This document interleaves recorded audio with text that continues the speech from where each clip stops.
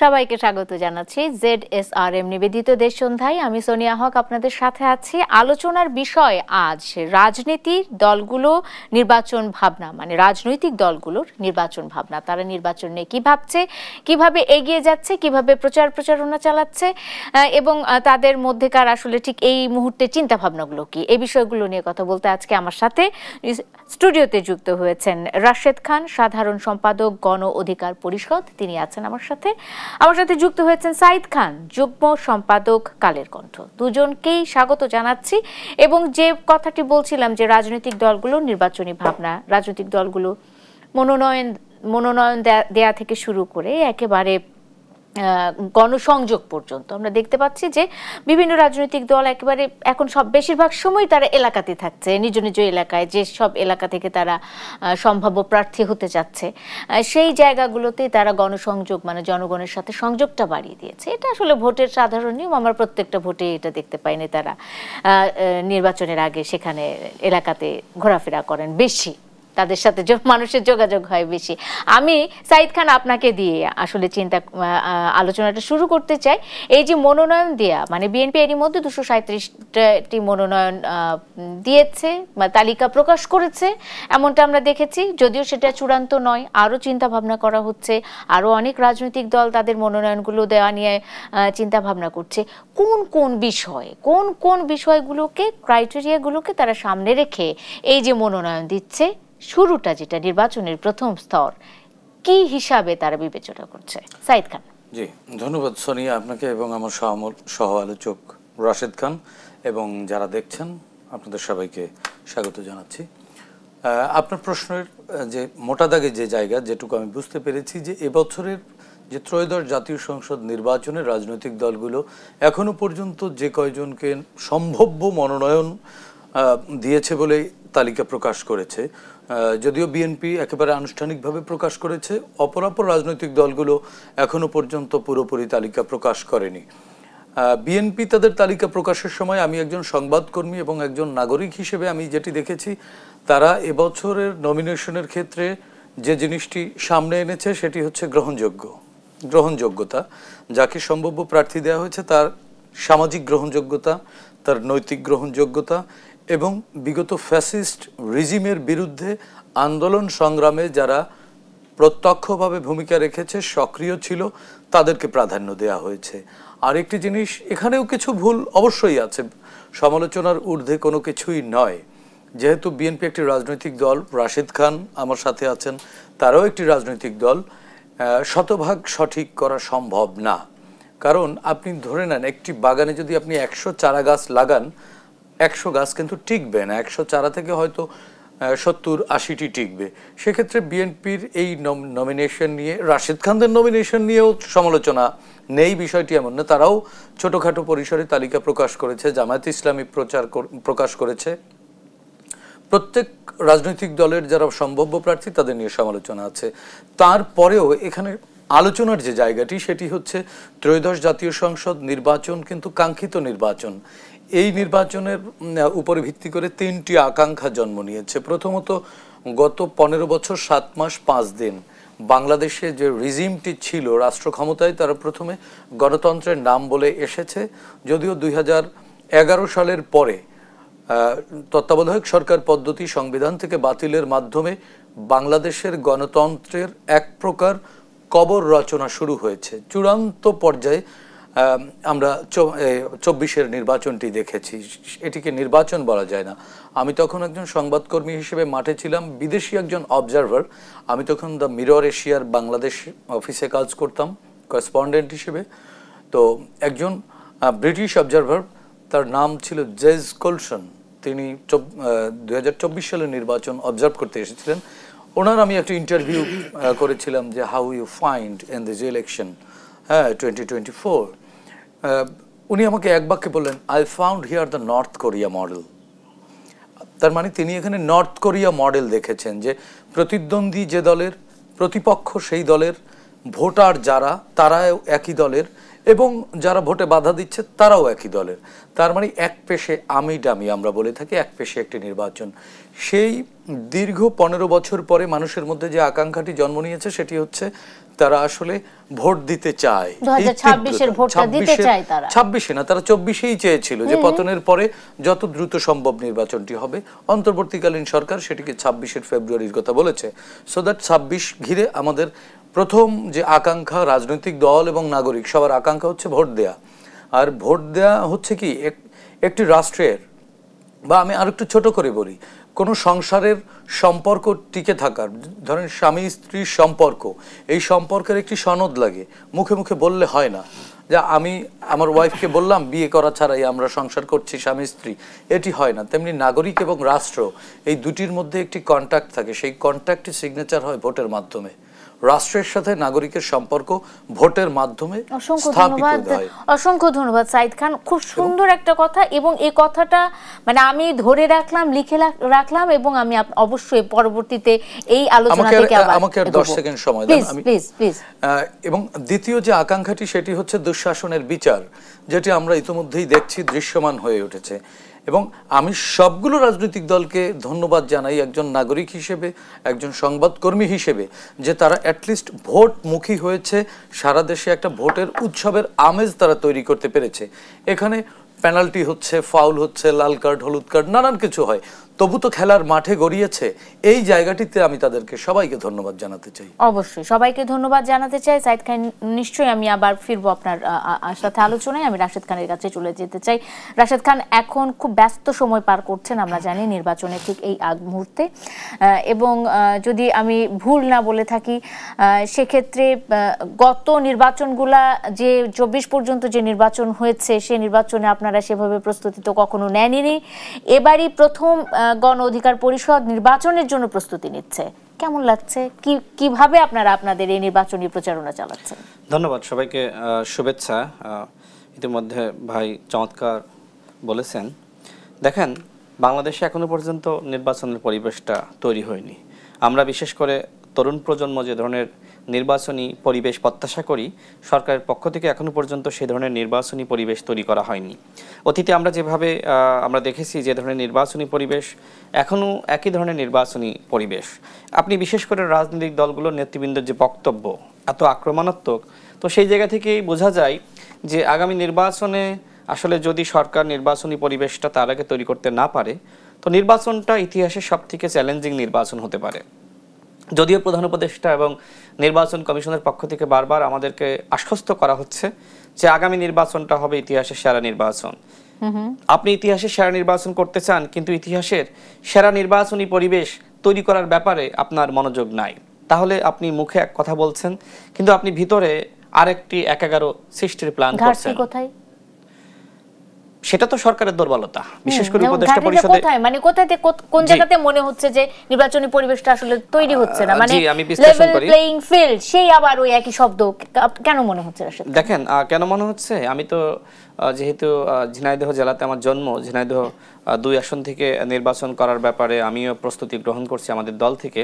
তো আমি সেখানে গিয়ে দেখেছি আসলে নির্বাচনের জন্য পুলিশের যে ধরনের প্রস্তুতি দরকার, প্রশাসন বা রাজনৈতিক দলগুলোর যে ধরনের প্রস্তুতি দরকার বা আচরণ যে ধরনের হওয়া দরকার, প্রার্থীরা কিভাবে কথা বলবে, কিভাবে আসলে তারা আচরণ করবে, সেগুলো আমি দেখছি না। অর্থাৎ গণ অভ্যুত্থানের পরে রাজনৈতিক সংস্কৃতির কোনো পরিবর্তন আমার কাছে মনে হচ্ছে না। তবে এইটা করার দায়িত্ব আসলে সরকারের ছিল, বিশেষ করে যে সরকারের প্রধান ডক্টর মোহাম্মদ ইউনূস, তিনি আসলে এইভাবে ব্যর্থ হবেন সেটা আমি কল্পনা করি নাই। আমি মনে করেছিলাম যে তিনি যেভাবে আসলে নোবেল পেয়েছেন ঠিক একইভাবে বাংলাদেশে একটা ব্যাপক পরিবর্তন তিনি আনবেন। পরিবর্তনের নামে আর রাজনীতি চালানো কি এক? না, অবশ্যই এক না, সেটা তো এখন আমরা প্রমাণ পাচ্ছি।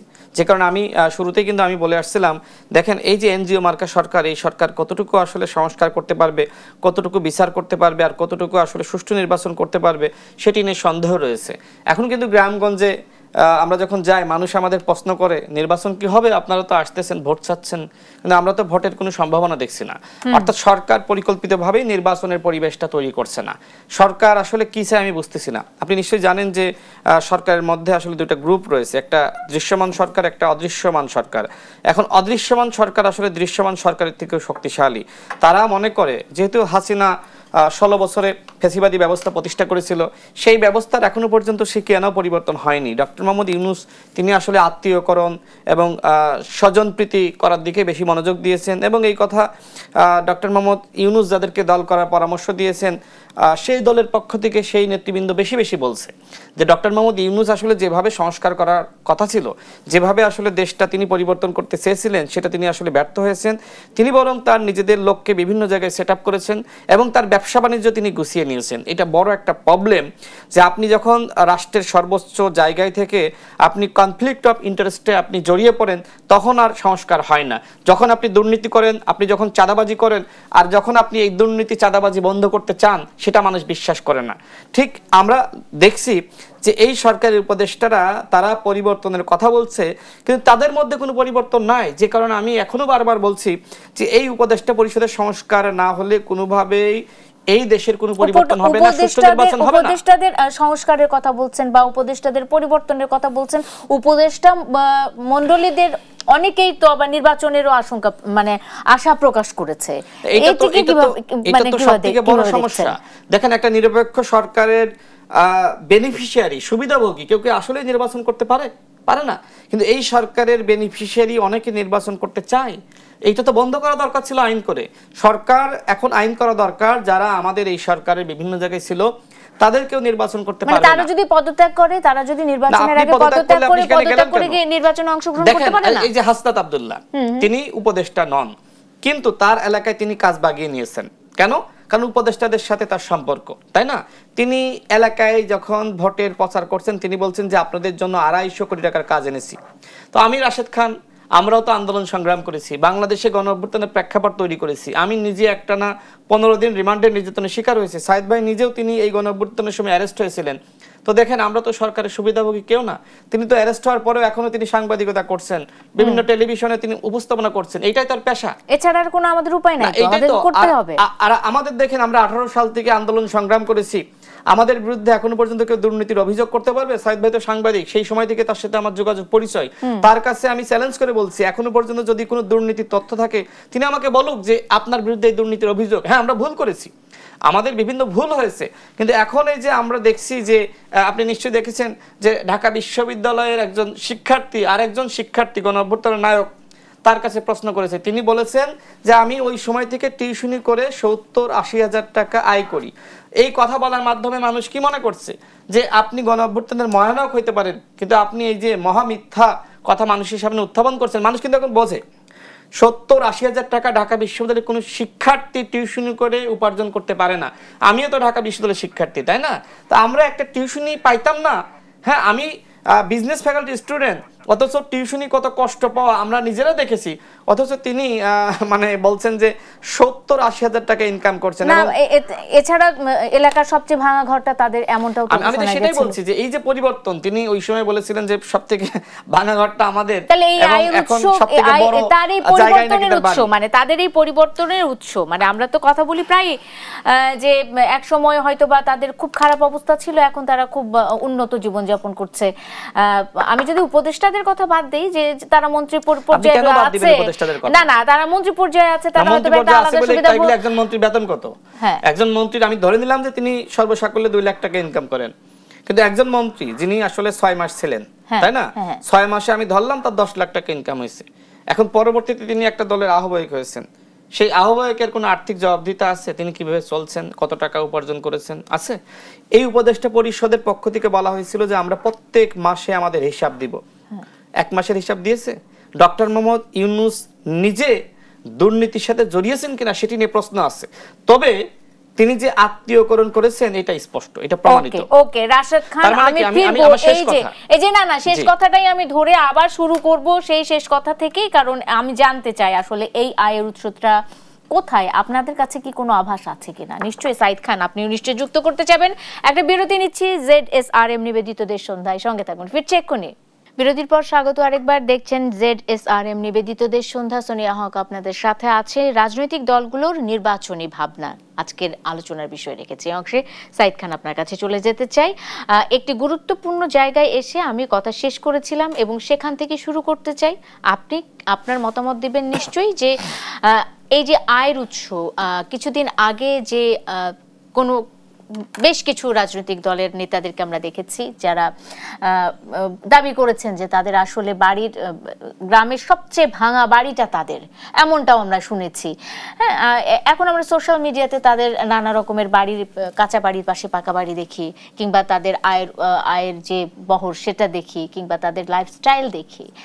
এই যে আয়ের উৎসটা, এটা আসলে মানে কোথায় থেকে আসছে টাকাটা, এই বিষয়টা আসলে জনগণের জানা উচিত বলে আপনারা কোনো আভাস পেয়েছেন কিনা কোথাও থেকে? জি, ধন্যবাদ। আপনি এমন একটি কথা বলেছেন যে আয়ের উৎস, যেমন আমি ট্যাক্স দেই, আমার কিছু আয়ের উৎস আছে, আমি সেই জায়গা থেকে প্রদর্শিত আয়ের ট্যাক্স দেই। এখন যার আয়ের কোনো উৎস নাই সে কি দেখাবে? বাট তার টাকা আসে কিন্তু উৎস নাই, যে উৎস বলা যাবে না, নিষিদ্ধ উৎসের আয় কখনোই আয় না। সুতরাং যারা বলেছিল তারা বলেছিল এটা এক ধরনের রেটরিক হিসেবে তারা বলেছিল। আর একটা জিনিস কি শোনেন, সুন্দর সুন্দর লেখা সহজ, সুন্দর সুন্দর কথা বলা সহজ, কিন্তু সুন্দর কাজ করা অনেক কঠিন। প্রতি মাসে হিসাব দেওয়ার কথা, প্রতি মাসে হিসেব না, এই 1.5 বছরের হিসেবটা দিক না। আমি তো এই জুলাই গণ অভ্যুত্থানে আমিও মাঠে ছিলাম। রাশেদ খান বলেছেন যে আমাকেও কারাগারে যেতে হয়েছে। যারা এখন নামি দামি গাড়িতে চড়ছেন বা শরীরের চেয়ে বড় বড় কেটস পরে হাঁটছেন, অনেক দু একজনের চেহারার দিকে তাকাবেন, শরীরের চেয়ে কেটস বড়, এদেরকে আমি দেখেছি স্লিপার পরা কেউ কেউ, হ্যাঁ, গায়ে শীর্ণ, একেবারে শীর্ণকায় শরীর। এবং আমি অবজ্ঞা অবহেলা করছি না, দেখেই তো, আগে তো দর্শনদারি পরে গুণ বিচারী, দেখেই মনে হয়েছে তারা আসলে নিম্ন মধ্যবিত্ত পরিবার থেকে উঠে আসা। শুধুমাত্র এই নিম্ন মধ্যবিত্ত পরিবার থেকে উঠে আসা লোকগুলো বা বাচ্চারা রাজপথে নেমেছে দেখে সাধারণ মানুষের এক ধরনের তাদের প্রতি সিম্প্যাথি জন্ম নিয়েছে। তারা কিন্তু একটা আন্দোলনের মধ্যে দিয়ে যাচ্ছিলেন এবং প্রাণ ভয়েও ছিলেন। প্রাণ ভয়ে থাকুক, চেহারা দেখলেই বোঝা যায়। শোনেন, বাঘ বুড়ো হলেও তো বাঘের চেহারা থাকে, ইঁদুর যতই হৃষ্টপুষ্ট হোক সেটা কিন্তু বাঘের মতো দেখায় না। সুতরাং এখন যত জমিদারের নাতিপুতি বলুক না কেন, সেটা কার কত জমিদারি সেটা চেহারা দেখলেই বোঝা যায়। জমিদার বাড়ির ছেলেদের চেহারা দেখলেই বোঝা যায় কিছুটা চকচকে থাকে। অভাব এবং স্বভাব, এই দুটোর মধ্যে পার্থক্য আছে, ঠিক আছে? অভাব মানুষের অপরাধ না, স্বভাব হচ্ছে অপরাধ। আজকে রাশেদ খান যাদেরকে মেনশন করেছেন, তাদের অভাব এবং স্বভাব দুটোই নষ্ট। নির্বাচনের আগে যখন এইরকম একটা অনাস্থার জায়গা তৈরি হয় আর্থিক বা দুর্নীতির জায়গাটা থেকে, আমি আর্থিক এই দুর্নীতির কথাটাই বলতে চাচ্ছি, কারণ আমরা তো গত নির্বাচনগুলোতে বা বাংলাদেশ গত প্রায় 55 বছরে এই ধরনের অসঙ্গতিগুলো দেখে এসেছে আর্থিক খাতে। শোনেন, একটা জিনিস কি, ধরেন রাজনীতিবিদরা সবচেয়ে খারাপ না, আমরা বলে থাকি কথায় কথায়, এই রাজনীতিবিদরাই 53টি বছর ধরে এই বাংলাদেশকে টেনে নিয়ে এসছে। এই রাজনীতিবিদরা 1971 সালে কিন্তু বাংলাদেশের নামক একটা মানচিত্রের জন্ম দিয়েছে। এই রাজনীতিবিদরা লাল সবুজের পতাকা উপহার দিয়েছে। আজকে যারা যত বাহাদুরি দেখাক না কেন, গরম গরম কথা বলুক না কেন, শোনেন, এনজিওর প্রজেক্ট বানানো আর কোনো রাষ্ট্র পরিচালনা এক জিনিস না। এনজিওর প্রজেক্ট আর বাংলাদেশ এক জিনিস না, এক জায়গায় আনা যাবে না। যে কথায় ছিলাম, রাজনৈতিক দলগুলোর মধ্যে নির্বাচনী অ্যাটিটিউড, আপনি নিশ্চয়ই খেয়াল করেছেন, গতকালকে জামায়াত ইসলামীর একজন এমপি প্রার্থী চট্টগ্রাম 15 আসনের শাহজাহান চৌধুরী, তিনি কি বলেছেন? রাশেদ খান বলেছেন লেভেল প্লেইং ফিল্ড, আর ফিল্ডই তো নাই, ফিল্ডই তো দখল হয়ে গেছে। তিনি কি বলেছেন? যে পুলিশ, ওসি সাহেব তাদের কাছে এসে প্রত্যেক দিনের স্কেডিউল নিয়ে যাবেন, পুলিশ তাদের পেছনে পেছনে হাঁটবে, প্রটোকল দিবে। প্রাইমারি স্কুলের শিক্ষকরা স্কুলে গিয়ে দাঁড়িপাল্লার কথা বলবে, হাই স্কুলের শিক্ষকরা গিয়ে দাঁড়িপাল্লার কথা বলবে, প্রশাসনকে উঠতে বসলে উঠবে, বসতে বললে বসবে, যাকে মামলা দিতে বলবে তার বিরুদ্ধে মামলা দেওয়া হবে, যাকে ছাড়ানোর কথা বলা হবে তাকে ছেড়ে দিতে হবে। তার মানে কি, are they in power, they are ruling this state? যদি এই কথার পরে যদি রাষ্ট্র তার বিরুদ্ধে ব্যবস্থা এখনো যেহেতু নেয়নি, তার মানে they are patronized by this state or by this government. এই অভিযোগের তীর এই অন্তর্বর্তীকালীন সরকার কোনো দিকেই কোনোভাবেই তাদের দিক থেকে ফেরাতে পারবে না। অপরদিকে এই দলের কিছু লোকজন রাশেদ খানকে কখনো টেম্পো স্ট্যান্ডের দখলদার বানায়, আপনাকে কখনো বানাবে চাঁদাবাজ, লুটেরা। আর ইয়ানতের নামে আপনারা সব হালাল ইনকাম করছেন। ইয়ানত একটি আরবি শব্দ যার বাংলা অর্থ হচ্ছে চাঁদা। আরবিতে নিলে সেটা হালাল, আর বাংলায় নিলে সেটা অবৈধ হয়ে যায়। ভাই, এগুলো সব আমরা বুঝি। ইয়ানত আর ওই চাঁদা একই সূত্রে গাথা। তারা যেটি বোঝাতে চাচ্ছে, বাংলাদেশে বেসিক এখন যে সমস্যাটি জানেন, নুরুল ইসলাম ভূঁইয়া ছোটন নামের একজন লোক আছে, যিনি হচ্ছেন নেপথ্যের কারিগর বলা হয় তাকে, তার নামটি আলোচনায় আসে না। এই নুরুল ইসলাম ভূঁইয়া ছোটন গ্যাং, এর সাথে আরো বেশ কয়েকটি উপদেষ্টা পরিষদেও তাদের 2-4 জনের নাম শোনা যায়। তারা চাচ্ছে এই নির্বাচনটি ভ্যান্ডালাইজ করতে। কারণটা কি জানেন? তারা লং রানে বাংলাদেশের সফলতা চায় না, তারা বিদেশি 2-1টি গোয়েন্দা সংস্থার হয়ে কাজ করছে। এটি হয়তো সবকিছুর তার প্রমাণ থাকে না, শোনেন, ষড়যন্ত্রের কোনো প্রমাণ থাকে না। এটা আমি আপনাকে বললাম, আপনি কানে শুনলেন, এটার কোনো দালিলিক প্রমাণ থাকে না। সুতরাং এই অন্তর্বর্তীকালীন সরকারের শেষ সুসময়টি চলে যাচ্ছে। প্রফেসর ইউনূস সরকার, প্রফেসর ইউনূস নোবেল লরিয়েট। শোনেন, প্রেম করে তাজমহল বানানো যায়, বিয়ে করে বাজারের ব্যাগ সকালবেলা বউয়ের হাতে তুলে দেওয়া অনেক কঠিন। অত সুন্দর সুন্দর কথা চেয়ারে বসে বলে কোনো লাভ নেই। ভোটটি দিয়ে জনগণের অধিকার প্রতিষ্ঠা করেন, বাংলাদেশে গণতন্ত্র ফিরান এবং ভঙ্গুর অর্থনীতিকে ঘুরে দাঁড় করানোর জন্য রাজনীতিবিদদের হাতে দেশ বুঝিয়ে দেন। আবারও ফিরবো। আমি একটু রাশিদ খানের কাছে খুব সংক্ষেপে একটুখানি জেনে যেতে চাই, একটা কথা উল্লেখ করতে চাই যে ক্ষমতা বা আসনের জন্য কারো সঙ্গে কোনো সমঝোতা নয়, এমনটা বলছেন নাহিদ ইসলাম, এনসিপির যিনি মুখ্য আহ্বায়ক, তিনি বলছেন। এবং সেই সাথে তার দলেরই বিভিন্ন যারা সদস্য রয়েছেন, কর্মী রয়েছেন, তাদের বিরুদ্ধে দুর্নীতির অভিযোগ রয়েছে, ডিসি নিয়োগের বিষয়ে অভিযোগ রয়েছে, বিভিন্ন ধরনের অভিযোগ রয়েছে। রাশেদ খান, খুব সংক্ষেপে এই অংশে আপনার কাছে জানতে চাই। ধন্যবাদ। এই বিষয়গুলো তো আসলে সংক্ষেপে বলা যায় না, পরে আবার জানবো বিস্তারিত। আজকে সমকালে যে সংবাদ প্রকাশিত হয়েছে আপনি নিশ্চয়ই সেটা দেখেছেন। সেখানে কিন্তু স্পষ্টভাবে বলা হচ্ছে যে তারা কিন্তু আসন নেগোসিয়েশনের জন্য কাজ করছে এবং ছাত্র উপদেষ্টারা চান বিএনপির সঙ্গে যেতে, দোটানায় এনসিপিকে সম্ভবত বিএনপির পক্ষ থেকে 8টা আসন ছেড়ে দেওয়ার ব্যাপারে বলা হয়েছে। এবং এই বিষয়টি আসলে আমিও কিছুটা জানি। এখন স্বাভাবিকভাবে আমি মনে করি এনসিপি যদি মনে করে যে বিএনপির সাথে তারা জোটে যাবে, আমি এইটাকে আসলে অপরাধ হিসেবে দেখি না। কারণ তারা দল হিসেবে যে কারোর সাথে জোটে যেতে পারে, এককভাবে নির্বাচন করতে পারে। তবে বিষয়টা হলো যে তারা আবার মানে দুই দিকে খেলা, এটা সমস্যা। আবার এইখানে অপশন সেটা হলো যে তারা বিএনপির সাথে যদি আসন নেগোসিয়েশন না হয়, সেক্ষেত্রে তারা আবার জামাতের সাথেও যেতে পারে। তার মানে নাহিদ ইসলাম যেটি বলেছে যে তাদের কাছে তাদের আদর্শই আসলে মূল, এটা না। এই যে সমকালের যে আপনার নিউজ এবং এই বিষয়ে এনসিপির অনেকের সাথে আমাদের কথাবার্তা হয় যে বিএনপির সাথে যদি ভালো আসন নেগোসিয়েশন হয়। আপনি আসন নেগোসিয়েশনের কথা বলছেন, কিছুদিন আগে কিন্তু উনি এটাও বলেছিলেন যে তাদের আদর্শ যাদের সাথে মিলবে তাদের সাথে হয়তোবা তারা ঐক্যে যাওয়ার কথা চিন্তা করতে পারেন, এমনটাও কিন্তু তিনি বলেছিলেন। আপনি ধরে রাখুন কথাটা, আমি নিশ্চয়ই ব্রেকের পরে এসে আপনার কাছ থেকে এই দুটি প্রসঙ্গে জানতে চাইবো। দর্শক, একটা বিরতি নিচ্ছি। ZSRM নিবেদিত দেশ সন্ধ্যায় সঙ্গে থাকুন, ফিরছি এখন। বিরতির পর স্বাগত আরেকবার। দেখছেন ZSRM নিবেদিত দেশ সন্ধ্যা। সোনিয়া হক আপনাদের সাথে আছি। রাজনৈতিক দলগুলোর নির্বাচনী ভাবনা নিয়ে কথা বলছিলাম আমাদের আজকের অতিথি রাশেদ খান এবং সাইদ খান। আমি রাশেদ খান, এই অংশে আপনার কাছেই চলে যেতে চাই। জোট করার বিষয়ে গণ অধিকার পরিষদ কি ভাবছে? আপনারা কি 300 আসনে প্রার্থী দিবেন, এমনটা কি চিন্তা করেছেন? ধন্যবাদ। তো আমি যেটি বলছিলাম, আপনি নাহিদ ইসলামের প্রশ্ন করেছিলেন, তো আমি সমকালে যে রিপোর্ট হয়েছে সেটি বলছিলাম যে বিএনপির সাথে যদি দর কষাকষিতে আমাদের মিলে যায়, তো সেক্ষেত্রে বিএনপি, না হলে জামাত, মানে অপশন। কিন্তু এইটা তো আদর্শ না। মানে নাহিদ ইসলাম যে কথা বলেছে যে আমরা একটি আসনে না জিতলেও আমাদের আদর্শ থেকে আমরা আসলে লক্ষ্যচ্যুত হব না। তো যাই হোক, টকশোতে তো অনেক কথা বলা উচিত না, বাট আমি যতটুকু জানি এই সমকালের রিপোর্ট এটা আসলে ভিত্তিহীন নয়। এই রিপোর্টের যথেষ্ট সত্যতা এবং যথেষ্ট তথ্য উপাত্ত সেখানে রয়েছে এবং এটি নিয়ে এনসিপিতে আলোচনা রয়েছে এবং সেখানেই তো বলা আছে যে 20টি আসন যদি পাই সেক্ষেত্রে অন্যদের কোনো আপত্তি নাই।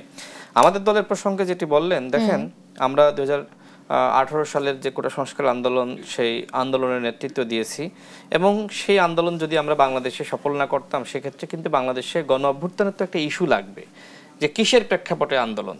সেই প্রেক্ষাপটটা ছিল 2018 সালের কোটা সংস্কার আন্দোলন, যে ওই আন্দোলনটা আমরা সফল করেছিলাম। যদি ওই আন্দোলনটা ব্যর্থ হতো তাহলে তো এই 24 সালে আবার কোটা ফিরে আসার সুযোগ ছিল না, তাই না? হয় নতুনভাবে কোটা আন্দোলন হতো বা অন্য কিছু। তো হাইকোর্টের রায়ের মাধ্যমে যখন কোটা ফিরে আসলো, তখন শিক্ষার্থীরা আবার রাজপথে নামলো। এটাও কিন্তু কোটা সংস্কার আন্দোলন, দুটাই কোটা সংস্কার আন্দোলন।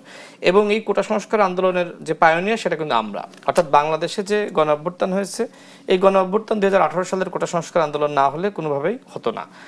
তো সেই জায়গা থেকে বাংলাদেশের মানুষের কাছে আমাদের একটা গ্রহণযোগ্যতা আছে, এবং বিশেষ করে যে প্রজন্ম আই হেট পলিটিক্স বলা শুরু করেছিল, সেই প্রজন্মকে আই লাভ পলিটিক্স কিন্তু আমরাই শিখিয়েছি। এবং এই লক্ষ্যে কিন্তু আমাদের অনেক সংগ্রাম করতে হয়েছে। ঢাকা বিশ্ববিদ্যালয়ে যখন শিক্ষার্থীরা নামতো না, এখন তো বটতলায়, গাছতলায়, বিভিন্ন তলায় তো আমরা দেখি হলপাড়া থেকে শিক্ষার্থীরা নেমে আসতেছে।